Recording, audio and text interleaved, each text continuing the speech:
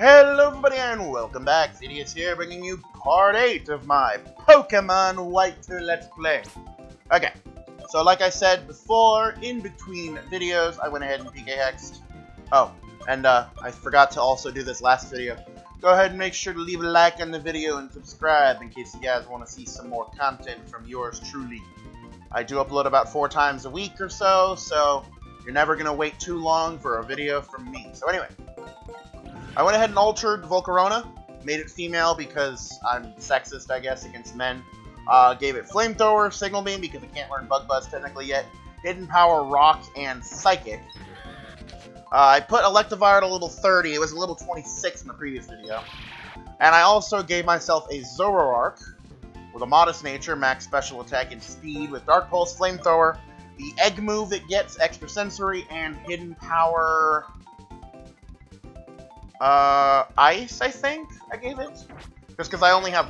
Oh, wait, no, I forgot I had Electivire with Ice Punch. So yeah, I already have 5 of my final members. Trapinch is the only outlier so far. I don't know how much longer I will be using Trapinch, but everybody else is a final member. I mean, obviously Lucario, because, of course, I fucking love Lucario, so I have to keep her in there. She's my fucking favorite Pokemon as far as this game is concerned. And by that I mean because you can't capture Ralts in this game. Although I do actually use Lucario quite a lot more frequently than I use Gardevoir. Because unfortunately Gardevoir is kind of a 1 or 2 trick pony. I mean, she does have very good abilities with like moves such as Destiny Bond, Toxic, Taunt, Will-O-Wisp, and of course her coverage moves in moves like Shadow Ball, Energy Ball, Focus Blast, Psychic, and in Gen 6 and onward with moves like Moonblast and Dazzling Gleam with Fairy-type coverage. But overall, I suppose the better option is Lucario because you can run Lucario with a physical set or a special set, Swords Dance or Nasty Plot, depending on your preference. Like, I've run Lucario with Swords Dance, with Blaze Kick, Close Combat, Meteor Mash, and Swords Dance, or sometimes replacing Swords Dance with something like Earthquake.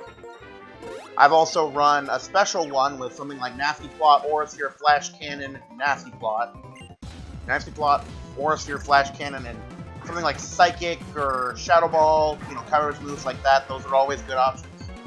Also, I can sans the option for that as well. When replace the final move with something like Blaze Kick for dual-type coverage, which is always good.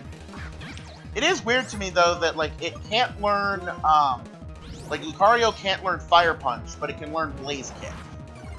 It can learn the other 2 moves just fine, but it can learn Ice Punch and Thunder Punch, but not Fire Punch. I don't know, I always found that a little awkward. And I think I might have mentioned this before in a previous video, but I absolutely adore the fact that Gardevoir was added to the human-shaped egg group in Generation 8, finally. Because now my, my weird headcanons of Gardevoirs with Lucarios is finally achievable.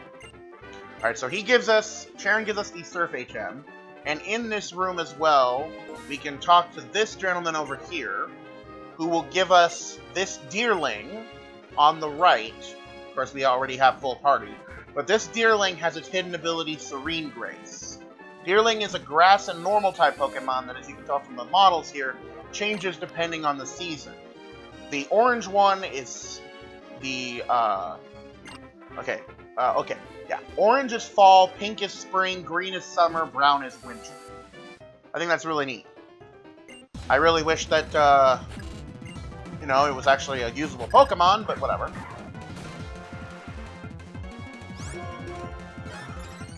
Lucario is probably going to be getting the most usage out of this video because she's the one I decided to not level up the most. Bone Rush, I don't need that. I will fight this pretty scientist woman, though. Is that beautiful with literally back of knee-length hair? Lord. What would do more damage? Hidden Power Water? Probably Hidden Power Water. Yep, 1 KO. Cool. Carablast. I'm pretty sure everybody and their grandmother who plays Pokemon knows this already, but for those who are uninitiated, I will inform you. Karrablast and Shelmet are two unique Pokemon, both bug types introduced in Generation 5, with a very interesting evolution method. The evolution method is described as you need to trade a Karrablast with a Shelmet, and the Karrablast will steal the armor off of the Shelmet, causing the Shelmet to evolve into a Selgor and a Scavalier to come out of Karrablast. Well, a Karrablast evolved into a Scavalier. The only way to evolve those two Pokemon is to trade them between each other, which I think is really freaking neat. Neat. Blah, blah, blah. I don't really think that it's necessary to have such a very specific, unique evolutionary method, but I still think it's an interesting addition nonetheless. Also, I'm pretty sure I can find one of my fucking potential team members. Because in the cave on the left, or the right side of this water route, there's a Pokemon called Axew that we can find, which is a pure Dragon-type Pokemon. But first we get attacked by Cobalion. Not literally, but whatever. That Pokemon! It's the legendary Pokemon called Cobalion. I told you the story the other day, right? Oh, Cobalion, what a noble presence. They say the three Pokemon, Cobalion, Virizion, and Terrakion, fought against people to protect Pokemon from the war those people started. When people fight, there's no peace for Pokemon either. The three legends learned that the deeds of humans could lead to dire consequences for their world. But why did it show up in front of people? Is it patrolling the Unova region to protect Pokemon because it fears for their safety after the commotion caused by Team Plasma 2 years ago? Or does it sense a new problem? Unforgivable. So the reach of Ghetsis' ambition and malice is growing ever wider and warping the lives of all it touches. Cobalion appear in front of you, merely by accident, or to plead with you to solve a problem. Unlike Lord N, I don't have the ability to understand the minds of Pokemon, therefore I don't know what the Pokemon is thinking, but if you can befriend Cobalion, it will be a great asset to you on your journey. So yeah, that was a bunch of dialogue that basically was saying like, hey, Cobalion is a legendary Pokemon, go catch it. So I will do that when I can. But I'm going to go over here to the west, or the east. God damn, I'm... Whoa. That is a weird graphical effect. Okay, so this is definitely a flash cave. Kind of like I mentioned in the previous video, the emulator sort of ruins the whole HM concept. Well, particularly for, like, lighting of caves. Wait, why did I do that? I actually need to be, like... I need to fight people here. This is also the cave where you would normally be able to catch Cobalion in the previous game. But Cobalion is not obtainable until later in Black and White 2. If I remember correctly, it is... it's on a route up to... Fudge, I can't remember the town's name. We'll hit it eventually. There's an extra section of the game that was not in the original Black and White one. Legendary Pokemon in Mistralton Cave. So I can't go any further in that direction. But yeah, there should be an Axew in here. So I'm actually going to take out this guy and then disable the fucking repel. I can see if I can find it. If I can find it, I'll go ahead and nab it and maybe use a Haxorus later temporarily. It'd be a better dragon user, or dragon type, than Flygon, just because of its much higher stats. Its speed is lower, but its speed, special defense, and special attack are all lower, but I think its other three stats are all higher. I know its attack is higher. Okay, I don't care about Woobat. Woobat sucks. Suck my dick. I don't care about a Woobat, bitch. Doo-ba-doo-doo-doo-doo. I'm looking for an Axew, not a Boldore.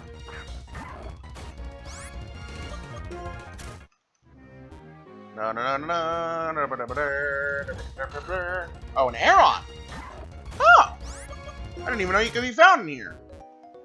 I probably knew, I just forgot. There's an Axew. Mold Breaker, the ability you want on an Axew. Its other ability is Rivalry, which is one of the worst abilities in the game, in my opinion. It's completely frickin' pointless. Rivalry gives a 25% increase or decrease to the Pokemon's damage output depending on the gender of the opponent's Pokemon. If the opponent's Pokemon is the same gender as the user, it gets a 25% power boost, but if it's the opposite, it gets a 25% power reduction. In other words, it's a hindering ability more than it is a beneficial one. Because you're literally flipping a coin. And since in most cases, Pokemon you find in the wild or Pokemon you find from other trainers are typically male, if you have a female Pokemon, you're not going to have a good time with Pokemon's rivalry. Plus, Mold Breaker's just better by default because it can hit fucking useless-ass ground Pokemon, or ground immune Pokemon. There's also an electric type in here. Not Joltik in particular, although I do like Joltik sometimes. It's the smallest, or at least one of the smallest Pokemon in the entire game, and I kind of like that. A nice little niche about it. But no, there's a Pokemon called Tynamo in this cave. And it is the only electric type that has no weaknesses. Actually, it's the only Pokemon that has quote-unquote no weaknesses. I say quote-unquote because the Mold Breaker user that I just fucking taught can actually hit the Tynamo line with super effective damage. Because what makes Tynamo immune is its ability Levitate. It's the only electric type with the ability Levitate besides Rotom. And Rotom always has a dual typing that disables Levitate from really working. Which really kind of makes me question why there's a fan Rotom, because it already has Levitate, so giving it the flying type along with that seems pretty pointless. I'll keep the Repel disabled for this area because of the Tynamo that I might be able to find. Yeah, Ferroseed, Clink, Joltik. Tynamo is like a 2% encounter rate in this game, so it's very rare. I'm catching everything with quick balls, Jesus Christ. Ferroseed and its evolution, Ferrothorn, essentially rewrote the damn book on fucking, on competitive Pokemon playing when the games came out. Ferrothorn was like the wall of the entire game. Also, that is a Tynamo, it is male, but I don't care, I'm gonna catch it anyway because it's very rare. I'm not going to use this Tynamo, but you can evolve it into the Electric at 39, and then Electros with the Thunderstone that you acquired if you got it from behind the Pokemon Center in the, what's it called? I can't even remember the damn town's name. The town with the Electric Gym. You know what I mean. I can't frickin' remember. Okay, we're gonna Brick Break, we're gonna Rock Slide, and then we're gonna Ice Beam. Unpheasant likes to protect itself, though, because it's a pain in my dickhead. I don't know if you guys can hear it, but, like, every time I play a Pokemon game, I'm literally mashing a button at all times. Just to get through the menus faster. It's like a fucking... It's almost like a nervous tick at this point. Yeah, Rock Slide didn't work because, obviously, Unpheasant protected itself. It's gonna fail that time though. Brick Break, Ice Beam, dead. Unfortunately, no love for Trapinch for that fight, but that's fine.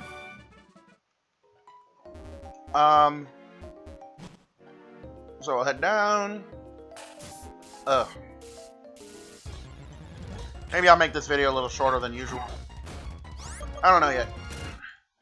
The next gym up ahead is the Flying type gym. The, Mistralton, I think, gym? I could be wrong on that. I honestly do not remember. But I think before we can even take on the gym, we actually have to head up to the fucking... the tower up north of the gym. Okay, yeah, Mistralton City. I'll go ahead and heal real fast. And I do believe we're gonna get ambushed by the professor's father. Oh no, just a professor, okay. Okay, hi Juniper, good to see you. And I get the Master Ball really fucking early. Like, it's only the 5th gym. I'm almost to the 6th gym, which is Skyla. She's the leader of the 6th gym here in Mistralton. But, like, normally you don't get the Master Ball until right before you fight the legendary of the game. But I actually can't fight any of the legendaries yet. Hold on. Ah, shit. This is a pain. I basically have to walk a fucking tightrope. Crap, why did I do that? I was actually trying to get around her, not go in front of her. 2 ducks and a bird. 2 ducks and a pheasant. An unpleasant pheasant. Ha ha ha ha, I'm terrible. No, rock. There we go. Icy beam to the face. Hidden power water on unpheasant. Damn near an Oko. Holy crap. Now I'm pretty sure Samurott or whatever Trapinch is gonna get hit. Nope. Okay, cool. Double death. Trapinch was faster than Ducklet. Probably because I have max speed on this Trapinch for the preparation for evolving it into a Flygon.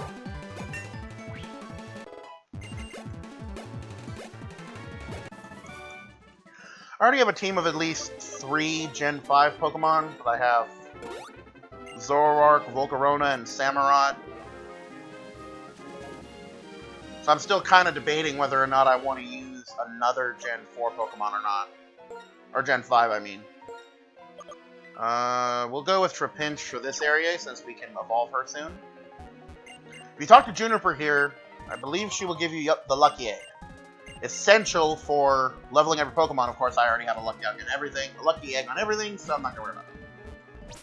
Now, in this cemetery tower, basically, you can capture the Pokemon Elgyem and Litwick. They're both pretty good Pokemon. I like them a lot. I tend to forget that Musharna doesn't have Levitate. Oh. I also forget that it does a lot of damage because it has a high special attack stat.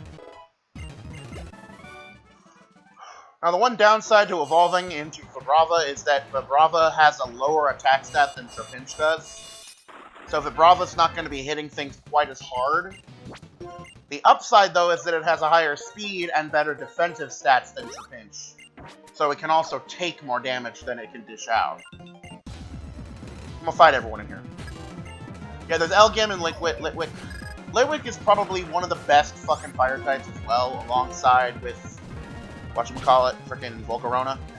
So if you want to go with a fire type and you haven't gotten Volcarona or killed it for whatever reason because you didn't know how to catch it or something along those lines, I definitely recommend Litwick as your fire type if you did not choose Emboar. Litwick evolves into Lampent at level 41 and then into Chandelure with the Dusk Stone. I don't remember exactly where to find one. I'll probably come across it later anyway. But when it evolves into Chandelure, it has a higher special attack stat than Volcarona does, but it also has lower of everything else but defense. So Volcarona is better overall, but it does also have less resistances, I believe. Because I know that Chandelure is a fire ghost type, so it has immunity to fighting in normal type moves. But it still has the weakness to ground type moves, just like Volcarona does, but it has no 4-time weakness either. So it's a pick your poison type deal, I think. Or pick your fire, I should say. Pick the Pokemon you want to spit on fire. I am deeply sorry to anybody who actually has that accent genuinely, and I butchered it to hell and back. Okay, I'm just gonna fucking fight me, bitch. I will fuck your whole world up. Oh, an Espeon, an Earthquake, give me a chance. Probably not gonna Oko it. Nope. Close though. Well, looks like a second one is enough. Earthquake is good enough on its own to just wreck everyone's fucking day with. Okay. So I have Zoroark in the butt of my party for a reason. I don't like its illusion ability. I mentioned that earlier. I really hate illusion because it can be good in some very rare situations, but for the most part, illusion is just a worthless ability that is only good at tricking Pokemon trainers rarely.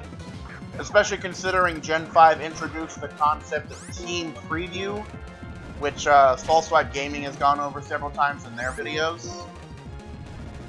Team Preview is exactly what it sounds like. It lets you know what your opponent has before the battle starts, which completely negs the entire fucking purpose. Also, I don't think I actually need to go up the entire tower. I'm just doing it because there's trainers to fight, and I need to fill space before I fight the Mistralton gym, because I'm going to do that next video. Still hard to tell if this damn thing is working properly. I'm probably going to have to put Fly on Vibrava. I don't really want to, but Vibrava's about the only thing I have in my party that can learn Fly. Which reminds me, it might actually be a difficult task for me to remove Vibrava from my party for that very reason. Superpower! Damn, even super effective and it's not enough. Umbreon is bulky as shit, man. Thing can survive like a fucking nuke in its face, probably. Okay, maybe not something that serious, but still, it's fucking strong. This way. Yeah! And we're at the top of the tower. This area will not be necessary until we get to capturing the legendaries in the post-game, because Mesprit will actually be up here. And I will probably be doing videos on that, so that'll come at the end of the Let's Play, though. But I need to catch an Elgium, though, for the sake of it. So I will put Fly on Flygon just to have Fly on somebody. Somebody that I'm not actually really going to use that much. I can always give it superpower again another time. I'm going to frickin' swap those two moves, though, so I don't have to worry about it. Okay, so around this area, like all of this stuff here, this is all extra stuff. Just this, like, side route on the right. That was all extra stuff that wasn't in Black and White 1. Same along with all of this stuff on the left. All cool, though. I'm actually just going to fly back to Mistralton.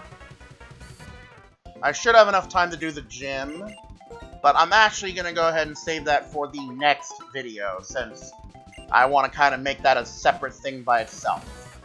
So, that's going to do it for this video, so thank you guys so much for watching. If you guys like what you see and you would like to see more, please consider leaving a like on the video and hitting that subscribe button so you're tuned in for the new uploads that I will be producing for this channel. And until next time, this has been ZDS, making it easier for fun one video at a time, and I will see you guys in the next video.